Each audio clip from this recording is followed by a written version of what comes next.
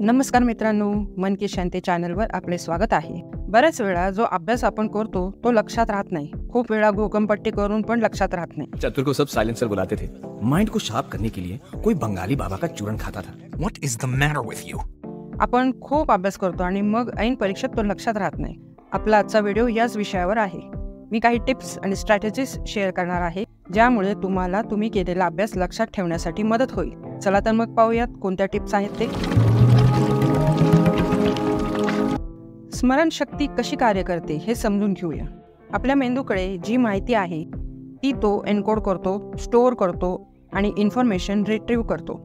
Memory 3 टाईपमध्ये आहे: sensory memory, short term memory आणि लॉंग टर्म मेमरी. गोष्टी कायमस्वरूपी लक्षात ठेवण्यासाठी लॉंग टर्म मेमरी बळकट करण्यावर लक्ष केंद्रित करणे आवश्यक आहे. स्पेस्ड रिपिटेशन म्हणजे थोड्या थोड्या अंतराने शिकणे. आता तुम्ही म्हणता म्हणजे काय बाबा? हे एक शिकण्याचं टेक्निक आहे जेथे तुम्ही छोट्या छोट्या इंटरव्हल्सने अभ्यासाचे रिपिटेशन करता. या पद्धतीने अभ्यास लॉंग टर्म लक्षात ठेवण्यास मदत होते.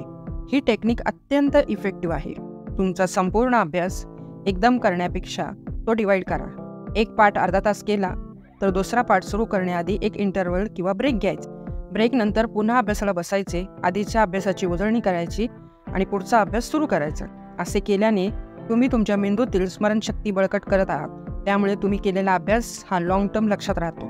एलॅबोरेटिव्ह एन्कोडिंग. तुम्ही म्हणताल अरे बापरे हे काय? अहो काय नाही, फक्त शब्द आहे. मी सांगते याचा अर्थ. जी माहिती तुम्हाला आधीच माहिती आहे त्या माहितीशी नवीन माहिती जोडायची, बस. त्याने काय होते? जेव्हा तुम्ही नवीन माहिती तुम्हाला आधीच माहिती असलेल्या गोष्टींची जोडता, माहिती आठवणे सोपे होते. हे करण्याचा एक मार्ग म्हणजे निमॉनिक डिव्हाइसेस. हे एक स्मृती यंत्र आहे जे माहिती लक्षात ठेवण्याची क्षमता वाढण्यास मदत करू शकते. जसे की ॲक्रोनिम म्हणजे एक शब्द तयार करण्यासाठी वाक्यातील प्रत्येक शब्दाचे पहिले अक्षर एकत्र करून तयार केलेला शब्द आहे. जसे की WHO म्हणजे वर्ल्ड हेल्थ ऑर्गनायझेशन. किंवा इमेजेसद्वाराही ही गोष्टी चांगल्या लक्षात राहतात. दुसरा मार्ग म्हणजे अभ्यास दुसऱ्याला समजून सांगणे किंवा मित्रांना शिकवणे.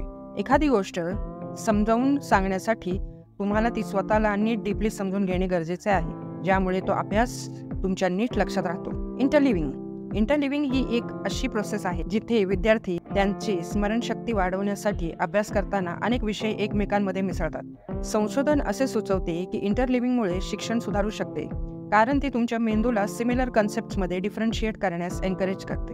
उदाहरणार्थ, जर तुम्ही मॅथ्सचा अभ्यास करत असाल तर एकाच वेळी एका प्रकारच्या प्रॉब्लेम्सवर काम करू नका. तुमच्या संपूर्ण सत्रात अल्जेब्रा, जॉमेट्री आणि कॅल्क्युलस प्रश्न मिसळा. Active learning. पॅसिव्हली वाचण्याऐवजी किंवा ऐकण्याऐवजी विषयांमध्ये ॲक्टिव्हली पार्टिसिपेट करा. जसे की नोट्स घ्या, प्रश्न विचारा आणि आपल्या क्लासमेट्सशी विषयांवर चर्चा करा. यामुळे तुमची स्मरणशक्ती वाढते आणि तुमची समज मजबूत करते. Sleep and exercise. पुरेशी झोप घेणे आणि व्यायाम यामुळे आकलन शक्ती वाढते. मेमरी लॉस न होता मेमरी चांगली मजबूत होते. तुमचा ब्रेन जी नवीन माहिती आहे ती गोळा करतो, तुमची माहिती लॉंग टर्म लक्षात राहील याची व्यवस्था करतो. झोपताना आपले सबकॉन्शियस माइंड कसे काम करते यावर आम्ही एक व्हिडिओ बनवला आहे. तो व्हिडिओ बघण्यासाठी आय बटनवर क्लिक करा. दररोज 7 ते 9 तासांची चांगली झोप घ्या. स्लीप आणि रेग्युलर एक्सरसाइज बरोबर पण मेमरी लिंक्ड आहे. दर आठवड्याला किमान 150 मिनिटं मध्यम एरोबिक व्यायाम किंवा 75 मिनिटे जोरदार व्यायाम करण्याचा प्रयत्न करा. तुम्ही जे अभ्यास करता ते लक्षात ठेवण्याची तुमची क्षमता सुधारण्याचे अनेक मार्ग आहेत.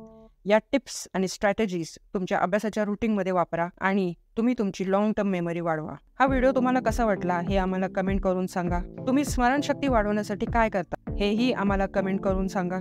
जर तुम्हाला हा व्हिडिओ आवडला असेल तर त्याला लाईक, शेअर आणि सबस्क्राईब करायला विसरू नका. पुढच्या वेळेपर्यंत धन्यवाद.